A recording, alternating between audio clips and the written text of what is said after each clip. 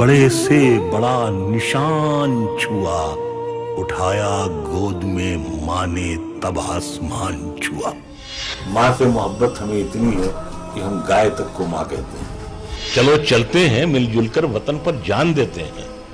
बहुत आसान है कमरे में वंदे मातरम कहना, फिर अवार्ड क्या। आप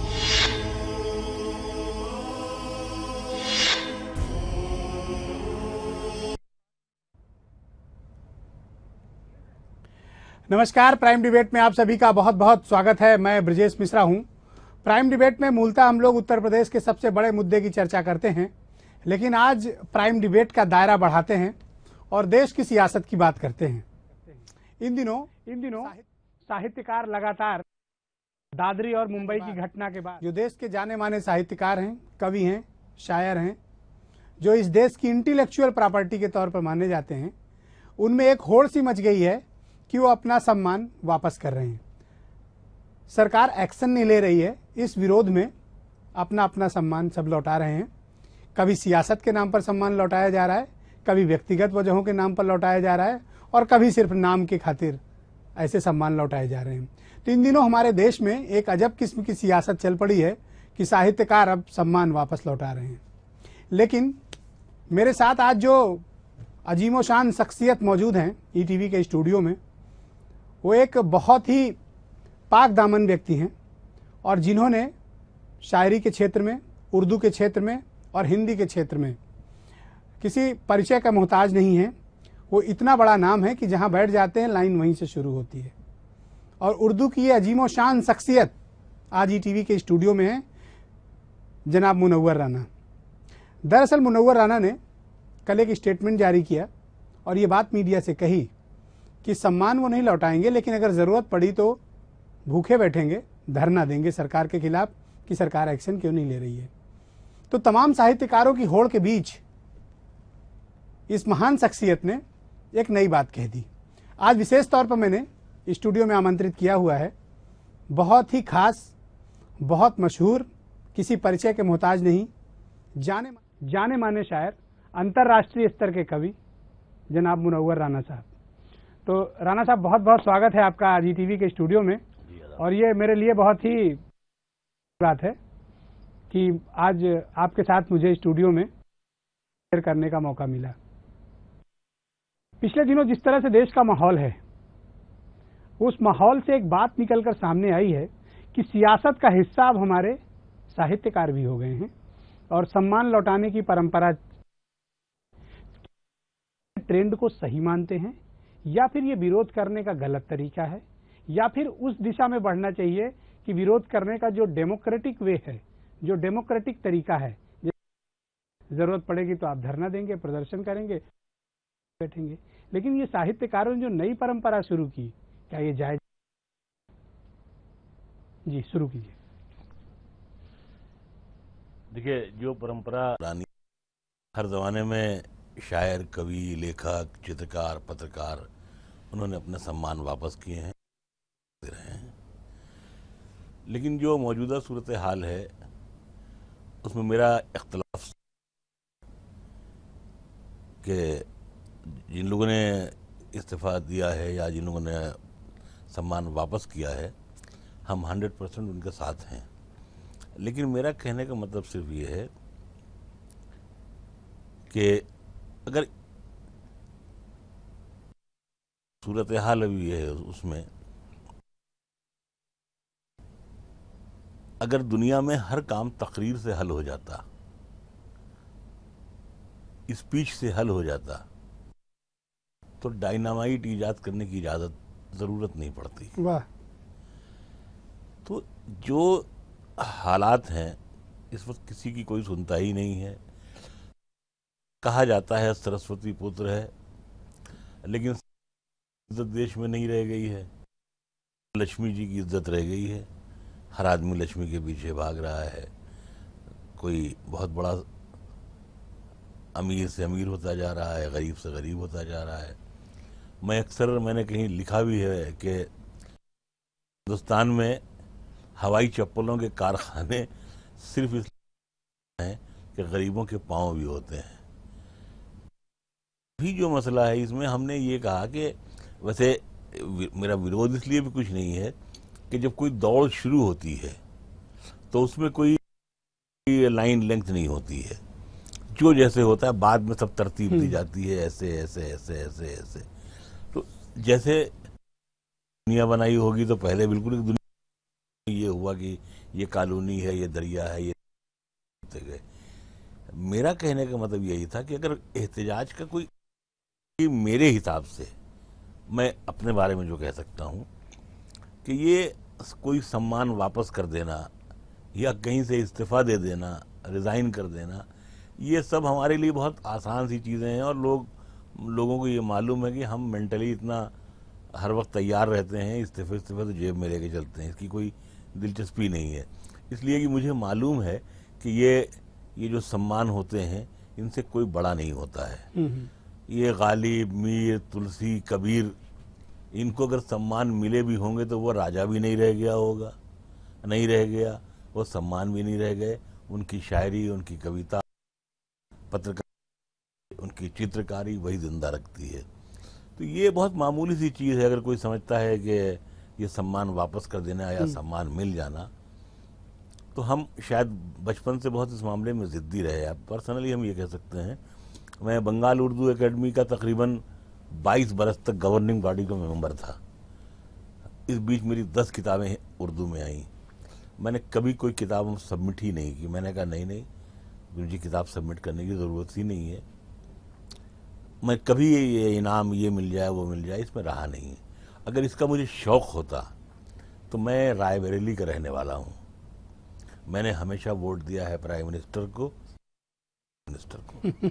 तो जाहिर सी बात है कि हमारी एक नज्म सोनिया गांधी के ड्राइंग रूम में लगी हुई है कि मेरे दरवाजे पे लिख दो यहाँ माँ रहती है। वाह। मुझसे बहुत लोगों ने पूछा कि साहब आपकी कभी सोनिया जी से मुलाकात हुई?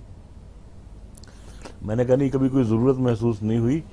और 150 लोग उनसे रोज़ मिलते हैं, अगर मैं मिल लूँगा तो 151 हो जाएंगे। तो अगर सोनिया जी मुझसे मिलने आए तो ये मेरे लिए ऑनर होगा, ये न्यूज़ होगी। अच्छा, मुझे एक बात बताइए। ओके। इस जो दौर में, इस वक्त का जो दौर चल रहा है देश में, बड़ी कटुता बढ़ रही है, नहीं है, एक भावना है वो भी अच्छी नहीं है, बात जरा सी होती है लेकिन बतंगड़ बहुत बड़ा हो जाता है। ओके। तो इस मौके पर कुछ याद आ रहा है आपको अपना लिखा हुआ? हाँ, बहुत अजीब गरीब हो गया था। मतलब तो हमारा एक बहुत शेर मशहूर है कि नहीं, तो मैं एक बात और आपसे जी आप प्लीज कंटिन्यू प्लीज। इसी तरह हम सिंधु दर्शन पर अडवाणी जी के साथ गए थे। उनके यहाँ हमारी नज्म लगी है, सिंधु सदियों से हमारे देश की पहचान है, ये नदी गुजरे जहाँ से समझो हिंदुस्तान है। इस नदी को देश की हर एक कहानी याद है, इसको बचपन याद है, इसको जवानी याद है, ये कहीं लिखती नहीं है मुँह ज़बानी याद है, ऐ सियासत तेरी हर एक मेहरबानी याद है, अब नदी को कौन बतलाए ये पाकिस्तान है, ये नदी गुजरे जहाँ से समझो हिंदुस्तान है। लेकिन हमारी फिर इसके बाद अडवाणी जी से कभी मुलाकात नहीं हुई। उस ज़माने में वो डिप्टी प्राइम मिनिस्टर हुआ करते थे। जाहिर सी बात है, अगर हम कोशिश करते रायबरेली और से, तो मुझे कोई भी सम्मान, बड़े से बड़ा सम्मान मिल सकता था। लेकिन मुझे ये मालूम है कि अगर मैं अपनी लेखनी रहूंगा तो शायद 1000 बरस जिंदा रह सकूं। लेकिन मुझे लगता है आपका सम्मान है। हाँ, तो अब जैसे आपने कहा, तो मतलब पूरी जिंदगी हमने तो शेर ही ऐसे कहे जोड़ने वाले, या मतलब ये जो आ रहा है कि जिससे देश के माहौल ठीक हो सके, कुछ ऐसे शेर आपको अपने लिखे हुए याद आ रहे हैं? एक शेर तो ज्यादा है, क्योंकि उसी तरह के लोग ज्यादा आपके यहाँ आते हैं कि सियासी गुफ्तगू मत कीजिए, अच्छा नहीं लगता। सियासी गुफ्तगू मत कीजिए, अच्छा नहीं लगता। रफू पर फिर रफू मत कीजिए, अच्छा नहीं लगता। बहाया कीजिए 2-4 आंसू भी मोहब्बत में, इबादत बेवजू मत कीजिए, अच्छा नहीं लगता। या हमने शेर कहा हमने कि मोहब्बत करने वालों में ये झगड़ा डाल देती है, सियासत की जड़ में मट्ठा डाल देती है, तवाइफ की तरह अपने गलत कामों के चेहरे पर हुकूमत मंदिर और मस्जिद का पर्दा डाल देती है। वाह। तो ये अजीब व गरीब है। अब जैसे इस वक्त मुल्क के हालात बहुत अच्छे थे, बहुत सब कुछ ठीक ठाक था, लेकिन पता नहीं क्या हो गया, किसकी नज़र लग जाती है कि सब लहजे बदल जाते हैं, हमारे लीडरों की भी सब ऐसी सी बातें करने लगते हैं। हमारा शेर है कि सियासत नफरतों का जख्म भरने ही नहीं देती। नफरतों का जख्म भरने ही नहीं देती। सियासत का जख्म देती, जहां भरने पे आता है तो मक्खी बैठ जाती है। वाह, और ये बड़ी गहराई है, बहुत हाँ, गहराई है। और ये जो बोने वाले हैं सब सो कॉल्ड लीडर, सब पार्टी में है, सब धर्म में है, सब धर्म में है।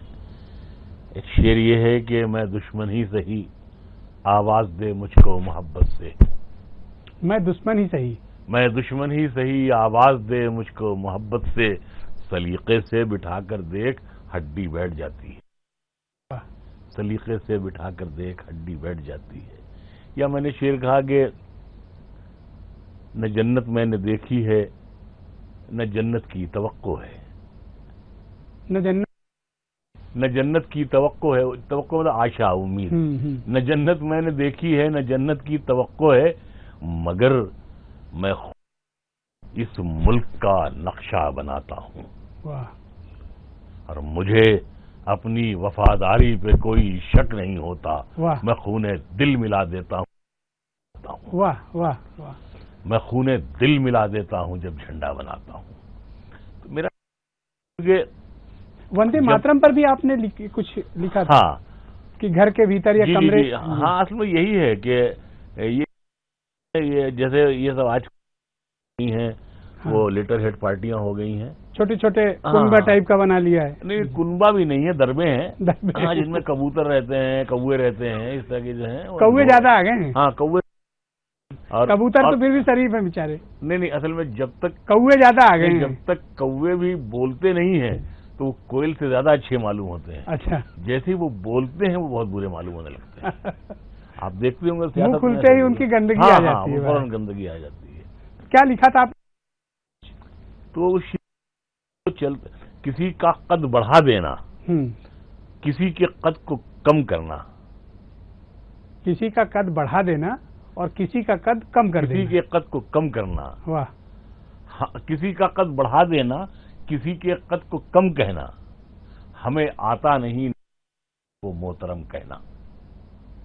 हमें आता नहीं ना मोहतरम को मोहतरम करना। और चलो, ये जितने भी हमारे नेता हैं, जितने सब बेचारे गाँव के लिए कि कौओं के लिए? नहीं, अब क्या किया जाए। अब मतलब तुम हुस्न बेनकाब पर एक पर्दा डाल दो, तुम इसे सनम कहो मैं इसे खुदा कहूं। तो शेर ये है कि चलो चलते हैं मिलजुल कर वतन पर जान देते हैं। वाह, चलो चलते हैं मिलजुल कर वतन पर जान देते हैं। बन है कमरे में बंदे मातरम कहना। वाह वाह, बड़ी ऊंची बात कह दी आपने, बहुत ऊंची बात कह तो दी। यही है कि हम तो यही, हम एक हिंदुस्तानी की हैसियत से, जैसे जितना मुझे आई थिंक मेरा शेर है कि मदीने तक में सर फिरे लोग हमें दुश्मने जां कहते हैं। अच्छा, मदीने तक में सर फिरे लोग हमें दुश्मने जां कहते हैं, हम जो इस मुल्क की मिट्टी को भी मां कहते हैं। वाह, सर फिरे लोग हमें दुश्मने जां कहते हैं, हम जो इस मुल्क की मिट्टी को भी मां कहते हैं। और शेर ये है कि मदीने तक में हमने मुल्क की खातिर दुआ मांगी। मदीने तक में हमने मुल्क की खातिर दुआ मांगी, किसी से पूछ ले इसको वतन का दर्द कहते हैं। वाह, तो कहने का मतलब बड़े ये कम है। लफ्जों में आपने साहब बहुत बड़ी बात कह दी, मुनव्वर साहब, बहुत बड़ी बात कह दी। और जो सवाल करना चाहें आप करें। आप मेरा एक अगला सवाल है आपसे।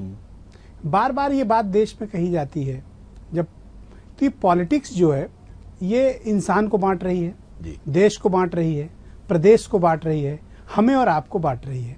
तो ऐसे में आप जैसे जो बड़े ग्रेट पोएट्स हैं, ग्रेट इंटेलेक्चुअल्स हैं, वो आगे बढ़कर बजाय इस तरह के सम्मान वापस करने के, बजाय इस तरह की पॉलिटिक्स में इन्वॉल्व होने के, देश में क्यों नहीं एक बड़ा मूवमेंट स्टार्ट होता है? आप लीडर बनिए उस मूवमेंट के। देखिए, लीडर तो जाहिर सी बात है हम बनने के लायक नहीं है, ना उम्र हमारी ऐसी, ना हेल्थ ऐसी।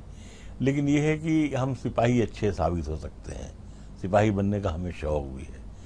एक बात। दूसरी बात ये कि जैसे अभी जब मैं बीमार था, मैं हिंदुजा में ऑपरेशन में था जी, तो किसी मीडिया वाले ने, कोई प्रेस वाला आया, उसने एक अजीब सा सवाल किया। उसने कहा राणा साहब अगर मुमकिन है कि यहां से आपकी वापसी न हो, जिस बीमारी में आप लिप्त हैं, जो ऑपरेशन होना है, अगर वापसी न हो तो आप क्या कहना चाहेंगे, आपकी ख्वाहिश क्या होगी? मैंने कहा मेरी ख्वाहिश ये होगी कि मैं मरने से पहले वही हिंदुस्तान देखना चाहता हूं जो मैंने पैदा होते वक्त हिंदुस्तान देखा था।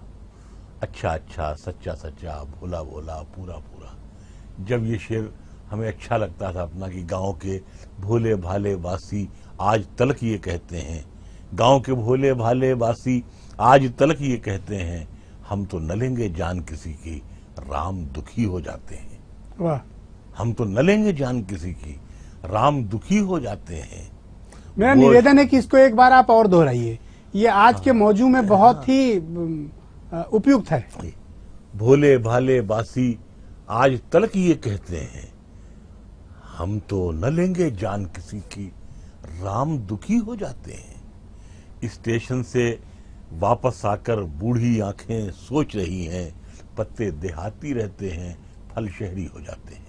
वाह, और बहुत ऊंची बात कही। मैं एक बात में ईटीवी के माध्यम से, नहीं, इस वक्त करोड़ों लोग आपको लाइव सुन रहे हैं। मैं ये अर्ज करना चाहता हूँ कि ये जो नफरतों का खेल है, ये कुछ लोग हैं, ये हर जमाने में रहे होंगे, ऐसी बात नहीं है। बादशाहों के जमाने में भी रहे होंगे, अंग्रेजों के जमाने में भी रहे होंगे। आज कुछ परसेंटेज ज्यादा हो गई, इसलिए कि आज इस काम में आमदनी ज्यादा होने लगी है, नफरत फैलाने में। एक बहुत दिलचस्प आमदनी का मतलब कि पॉलिटिकल फायदा। या श्योर। एक एक शहर में दंगा कौवे फायदा उठाते होंगे। हाँ, कौवे ही फायदा उठाते हैं, कोयल तो कूकती रह जाती है। तो एक शहर में दंगा हो गया और दोनों तरफ के लोग जो थे वो जमा होने लगे, दोनों फिरके के। इस तरफ जो एक फिरके का सरदार था वो बंदूक लेकर आगे बढ़ा, दूसरी तरफ से दूसरे फिरके का आदमी बंदूक लेकर आगे बढ़ा, और इससे पहले कि दोनों आपस में टकराएं, एक बहुत फटे हाल आदमी, बहुत मैले कुचैले कपड़े पहने, परेशान सा वो आया, और उसने एक जो सरदार उसका था, एक कमेटी का या एक पार्टी का, उसकी बंदूक अपनी पीठ पे रखी, यहाँ कंधे पर, दूसरे की बंदूक अपने सीने पे रखी, और कहा कि अगर आप लोगों को मरना ही है, एक दूसरों को मारना ही है, तो आप लोग पहले मुझे मार दीजिए। एक जो सरदार था उसने अपने तमाम साथियों से कहा चलो वापस चलो, घर चलो।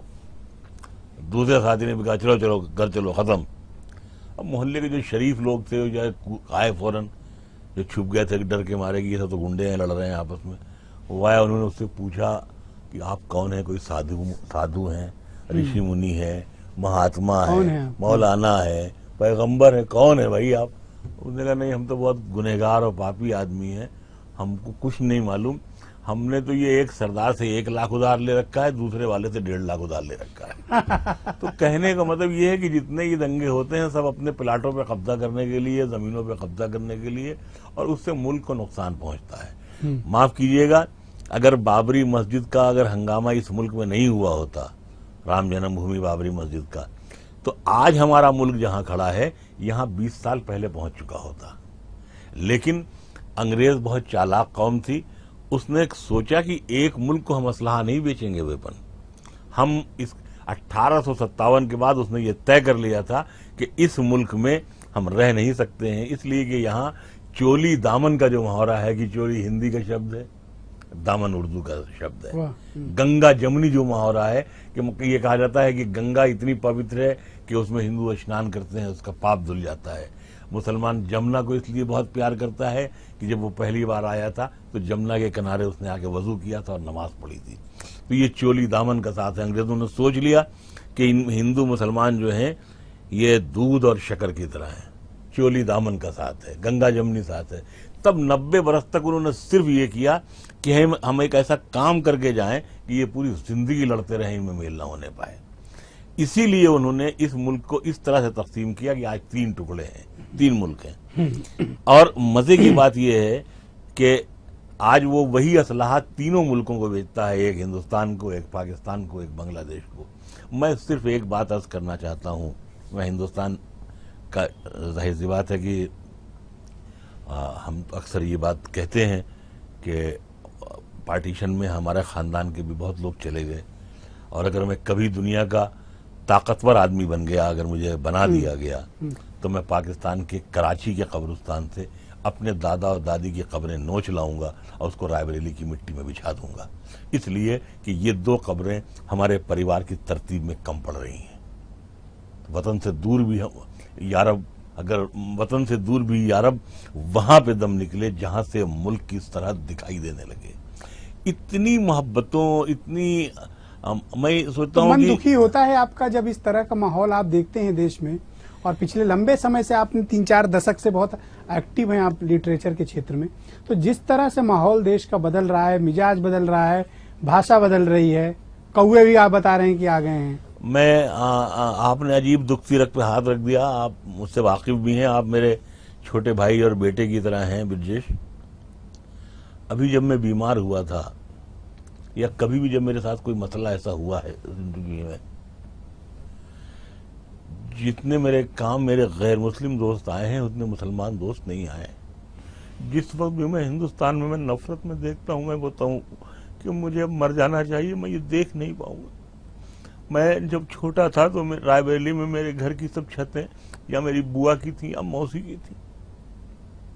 ये नफरतें, अभी मैं अस्पताल में भर्ती था, मेरा जो खर्च था, मेरी जो जरूरतें थी, मेरे दोस्त हैं, मिश्रा साहब हैं, कोठारी साहब हैं, बहुत लोग हैं इस तरह के, 20 लोग हैं जिन्होंने मेरी मदद की, हर तरह से मोरली सपोर्ट किया।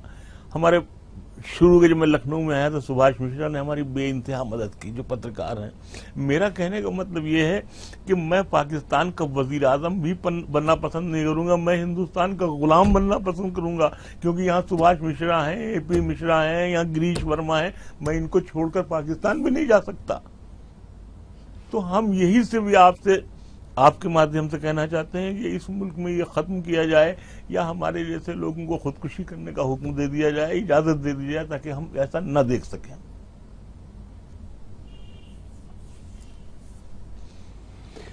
मेरे बचपन में कैन यू इमेजिन के 15-16 वर्ष का हो गया था, मुझे मालूम ही नहीं था हिंदू मुसलमान क्या होता। बहुत आतंकवादी बुजुर्गों के बीच में था, कभी विश्वनाथ का थप्पड़ पड़ जाता था, कभी रामचंद्रन का थप्पड़ पड़ जाता था, कभी सलोनी हलवाई का थप्पड़ पड़ जाता था, जाओ घर जाओ। तो मेरा कहने का मतलब ये है कि हमने ये देखा, आज अपने सगे भाई को अगर हम मार दें तो हंगामा हो जाए, किसी हिंदू बच्चे को अगर हम मार दें तो दंगा ही शुरू हो जाएगा। तो ये इख्तियारात थे कि पूरे शहर के जो बुजुर्ग थे वो हमारे बुजुर्ग थे। मैं 15-16 बरस की उम्र तक, मैं खुदा की कसम खाकर कह रहा हूँ, मुझे मालूम ही नहीं था कि हिंदू मुसलमान होता क्या है। मैं जानता था ये सलोनी चाचा हैं, ये विश्वनाथ चाचा हैं, ये लालजी चाचा हैं, फले हम ऐसे ही जानते थे, ये मौसा हैं, ये पुप्पा हैं, ये कुछ इस दौरान कुछ चीजें आपको अपने लिखे शेर कुछ इस सिलसिलात में याद आ रहे हैं? हाँ, जिनको आप दर्शकों से बांटना चाहें। हमने तो पूरी जिंदगी शायरी ही सब इसी तरह की जो टूटी फूटी हुई, बहुत जो दुख देने वाली, मतलब अफसोस करने वाली, के मैं उलझा दिया आपने ऐसे उस पर के मैं जैसा शायरी भूल गया मैं। नहीं, आपके इमोशंस की मैं बहुत हाँ, मैं शायरी भूल गया मैं तो। लेकिन ये कि मैं एक बात आपसे और शेयर करना चाहता हूँ कि जब मैं पैदा हुआ था तो बताते हैं लोग, इतने गरीब थे हम लोग कि हमारे घर में मेरे वालिद ट्रक चलाते थे, और यूं तो हम, जो हमारे यहाँ आलमगीरी मस्जिद है उसकी इमामत हमारा ख़ानदान 300-400 साल से करता है। बहुत आसान था कि हम भी एक शाही इमाम की तख्ती लगा लेते और पूरे मुल्क से चंदा वसूलते और खाते, पॉलिटिक्स भी करते। हाँ, लेकिन दमादों को भी एडजस्ट कराते। हाँ, लेकिन मेरे दादा ने 18 बरस की नौकरी इसी रायबरेली में की। मेरे वालिद ने ट्रक में हैंडल लगाया। मैंने पूरी जिंदगी दर दर भटक करके जो छोटा सा ट्रांसपोर्ट का काम था वो किया, और अपने बच्चों को ईमानदारी, मेहनत, हक और हलाल की कमाई से मैंने पाला। तो मेरा कहने का मतलब ये है कि हम जहाँ से, जिस शहर में थे, जहाँ रहते थे, तो वहाँ हमने देखा कि हमारा शहर बिल्कुल अलग है रायबरेली। आज भी हमें ये फख्र है कि मैंने एक वाक़या मैंने कहीं लिखा भी है कि जो हमारे घर का लॉन है, जिसका घर का नाम मैंने रखा है गजल गांव, तो 92 के दंगे के ज़माने में हर शख्स सहमा हुआ था, चाहे वो हिंदू हो चाहे मुसलमान। मोहल्ले की कुछ लड़कियां आती हैं गैर मुस्लिम, वो मेरी बीवी से आके कहती हैं कि भाभी या दीदी जो बोलती हैं जिस रिश्ते से, मौसी तुम बहुत देर में सो के उठती हो, सुबह की नमाज में तुम जल्दी खोल दिया करो लॉन वाला दरवाजा, हम लोग मंदिर जाते हैं, हमको फूल तोड़ने में परेशानी होती है। उस दिन के बाद से हमारा जो घर का दरवाजा है, सवेरे 4 बजे हमारी पत्नी उठती थी नमाज पढ़ने के लिए तो दरवाजा खोल देती थी। मुमकिन है मेरे शहर के मुसलमानों को ये बात न मालूम हो, लेकिन तमाम हिंदुओं को मालूम थी कि मुनव्वराना का दरवाजा सवेरे 4 बजे खोल दिया जाता है। ये हिंदू मुस्लिम एकता की मिसाल थी। मुझसे जब पाकिस्तान में ये सवाल पूछा गया कि आपको हिंदुस्तान में डर नहीं लगता, मैंने कहा मुझे डर नहीं लगता, मैं 75 करोड़ हिंदुओं की निगरानी में रहता हूँ, इससे बड़ी गारंटी दुनिया में और कहीं नहीं दी जा सकती। वाह वाह। मेरे पास वक्त की बहुत कमी है, समय से हम आगे भी निकल चुके हैं। बस एक दरख्वास्त है आपकी कि आपका माँ पर लिखा हुआ एक बड़ा मशहूर शेर है, करोड़ों लोग लाइव सुन रहे हैं आपको इस वक्त, अगर आप उनसे शेयर करना चाहें। मैं अभी जब मैं बीमार हुआ था तो मैंने सोचा कि मैंने कोई ऐसा बड़ा काम नहीं किया, कोई नेकियां नहीं की, कुएं नहीं खुदवाए, तालाब नहीं बनवाए, विमोचन या उद्घाटन नहीं किए बड़े बड़े उसके अस्पताल के, कुछ किया नहीं जिंदगी में। ये 62 बरस 63 बरस की जिंदगी मेरी बेकार चली गई। फिर अचानक मुझे ख्याल आया कि नहीं शायद, तो मैंने 4 मिसरे कहे, 4 लाइन कहे जी, वही टीवी के माध्यम से खासतौर से मैं सबसे शेयर करना चाहता हूँ, खासतौर से उन बच्चों और बेटों और बेटियों से जो हमारे बेटे और बेटियों की तरह हैं। तो मैंने ये 4 मिसरे, दावरे हश्र कहते हैं ऊपर वाला, जैसे नीली छतरी वाला भी कहते हैं, कोई भगवान कहता है, हम अल्लाह कहते हैं, वगैरह वगैरह।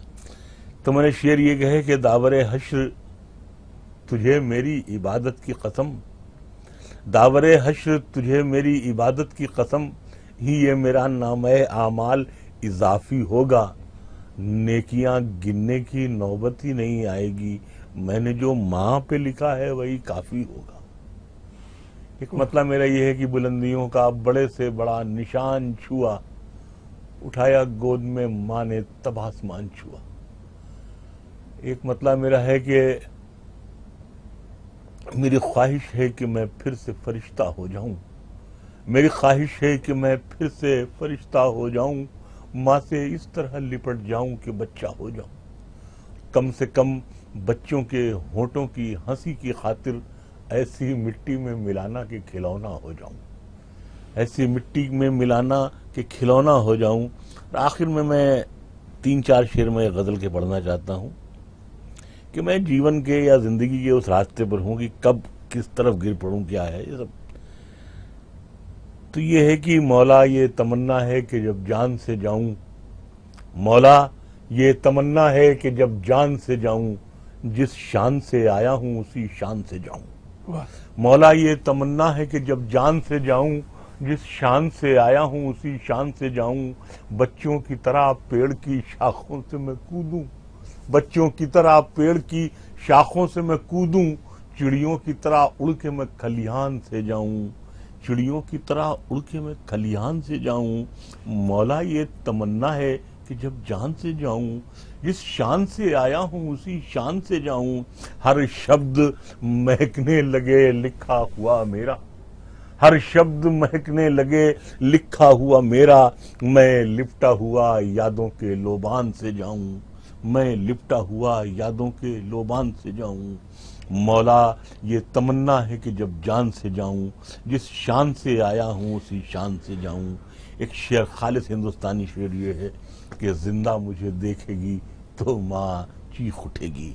ये भी ब्रिजेश साहब आपकी नजर है शेरी है कि जिंदा मुझे देखेगी तो माँ चीख उठेगी, क्या जख्म लिए पीठ पे मैदान से जाऊं। मौला ये तमन्ना है कि जब जान से जाऊं, जिस शान से आया हूं उसी शान से जाऊं। और शेर आखिर ये है, तमाम ईटीवी देखने वाले और जो मोहब्बत करने वाले थोड़ा वक्त का भी अभाव हो रहा है जी। सूखे हुए फूल की किस्मत का भरोसा, मालूम नहीं कब तेरे गुलदान से जाऊं।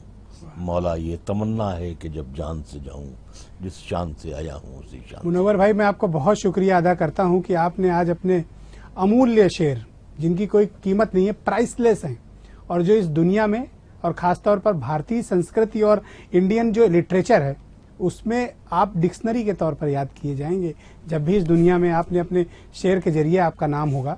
और जिस तरह के बातें आज आपने कही हैं वो निश्चित तौर पर हमारे दर्शकों के लिए भी बहुत इमोशनल हैं। और शायद यही वजह है कि आज गंगा जमुनी तहजीब जो उत्तर प्रदेश से निकली है, उसके जो झंडा बरदार हैं वो जनाब मुनव्वर राना साहब जैसे लोग हैं, जिनकी वजह से आज इस देश में एकता बनी हुई है। कौवे भले ही काँव काँव करें। रात 11:30 पर मुनव्वर राना साहब आपके सामने टीवी पर फिर आएंगे। बहुत बहुत शुक्रिया।